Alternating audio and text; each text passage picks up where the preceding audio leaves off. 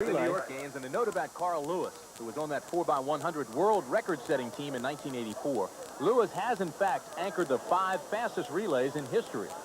A lot of people think of Carl as a great individual athlete. He wins the 100 meters, the 200 meters, the long jump.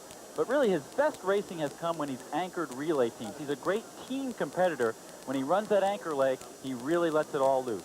All the flyers on the track now. Let's give the lineup for Santa Monica first. You can comment on them, Craig. We'll start with Mark Witherspoon out of the blocks. He was second to Lewis at this year's Outdoor National Championships.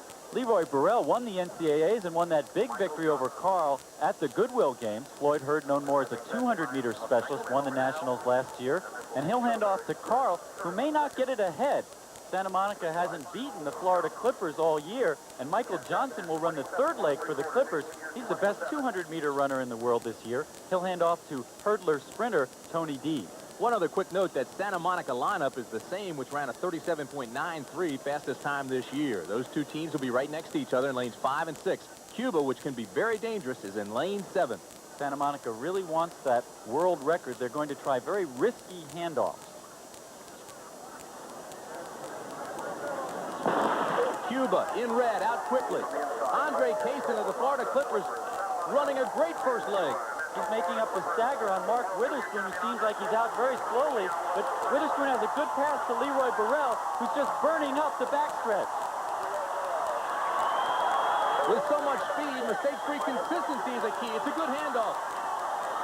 Good handoff to Hurd, but look at Michael Johnson make up the distance. Oh, Johnson stumbles there. Carl Lewis of Santa Monica on the left. Tony Dees of the Clippers on the right. It's Tony Dees with the lead, but here comes Lewis. Lewis takes the lead. It's going to be Carl Lewis. Oh, but he pulled up right before the finish line, and he's grabbing his left leg, and, whoa, he throws down the baton in disgust. No victory lap and no world record for Carl Lewis. It must mean that something is wrong with his leg, as we see the last 10 meters or so of the race, head-to-head against Tony Dees, and that's a grimace, not a smile, Tim. We'll find out if it's a cramp or if it is a pulled hamstring. He did grab behind his leg. The tight turns of this track were not made for Mark Witherspoon, who ran the first leg and hands off to Leroy Burrell, but the long straightaways were perfect for Burrell, who just ate up the distance on the Cuban team outside of him. Now, here's Floyd Hurd about to hand off to Carl Lewis, Michael Johnson handing off to Tony Dees, and they really get it just about even. Carl has a little trouble with the baton. He adjusts that, and Dees takes the early lead, but here comes Carl Lewis. How many times have we seen this? Coming from behind in the 100 meters or in the 4x1. He seems to have the race easily in hand, but look at that right there. He starts to stagger a little bit, pulls up, still gets the victory, but not the way he wanted it.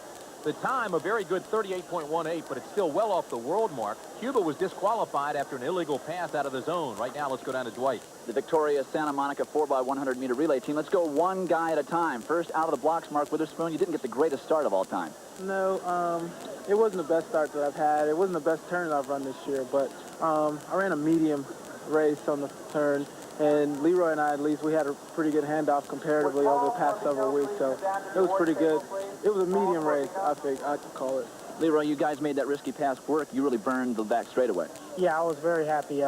We were really late in the zone, which is what we planned, and because of that, I got a really good acceleration. I kind of opened it up and gave everyone a lead, the lead that we needed to break the world record. All right, all over to the third man, Floyd Hurd. Did you realize at that point in time that you were going to have a race on your hands? Not really, because Leroy was looking pretty good coming down the back straight. I felt that I didn't drive out like I should have and ran the curve. That's probably what made it a little closer race than it was. But maybe next time, you know, it'll be a much better race. Carl, you were hoping to still break the world record, even with the wind and everything else. You got the stick just a little bit ahead, and you had to really run hard down the straightaway, and then I didn't like seeing what I saw, grabbing that left hamstring around the finish line. Yeah, Dwight, it was a little tight going into this, and I think it's from a lot of travel and a lot of things we've been under. But around 50 meters, my leg tightened up, and I cramped a little bit and just wanted to stay relaxed. I still felt that even at that point, we had the world record in our hands, and I'm just a little disappointed that I wasn't able to bring it through for the team, but, you know, that's just the way things are. All right, nice effort. Maybe you'll get it.